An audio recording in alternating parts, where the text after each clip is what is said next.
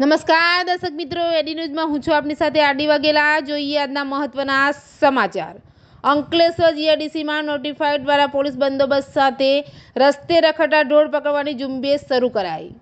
અંકલેશ્વર જીઆઈડીસીના રહેણાંક વિસ્તારોમાં માર્ગ ઉપર રખડતા ઢોરના ત્રાસ બાદ નોટિફાઈડ એરિયા ઓથોરિટી હરકતમાં આવી માર્ગ ઉપર રખડતા ઢોરને પકડવાની ઝુંબેશ શરૂ કરવામાં આવી છે। અંકલેશ્વર જીઆઈડીસીના રહેણાંક વિસ્તારોમાં રખડતા પશુઓનો ત્રાસ વધી રહ્યો છે।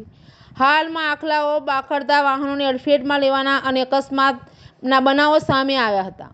તેમજ માર્ગ ઉપર અડ્ડો જમાવતા ટ્રાફિક જામની સમસ્યા સર્જાય છે।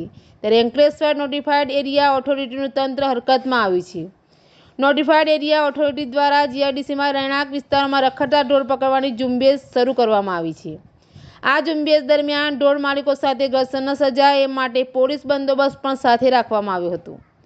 આગામી દિવસોમાં પણ આ ઝુંબેશ યથાવત રાખવામાં આવશે। સાથે જ ઢોર માલિકોને સામે દંડનીય કાર્યવાહી પણ કરવામાં આવશે। એડી ન્યૂઝ સાથે રિપોર્ટર જયેશ પ્રજાપતિ, અંકલેશ્વર।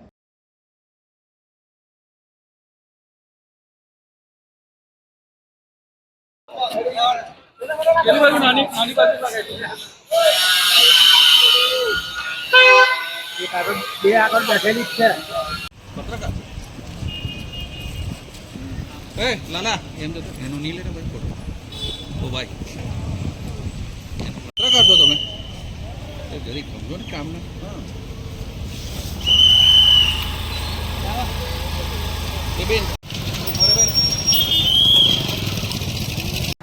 હું deputy engineer notified area authority.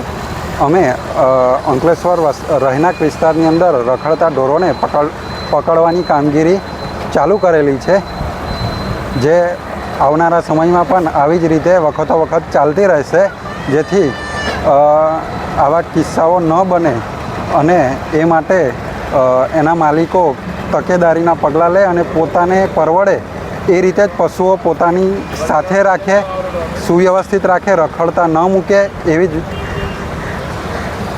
વિનંતી છે।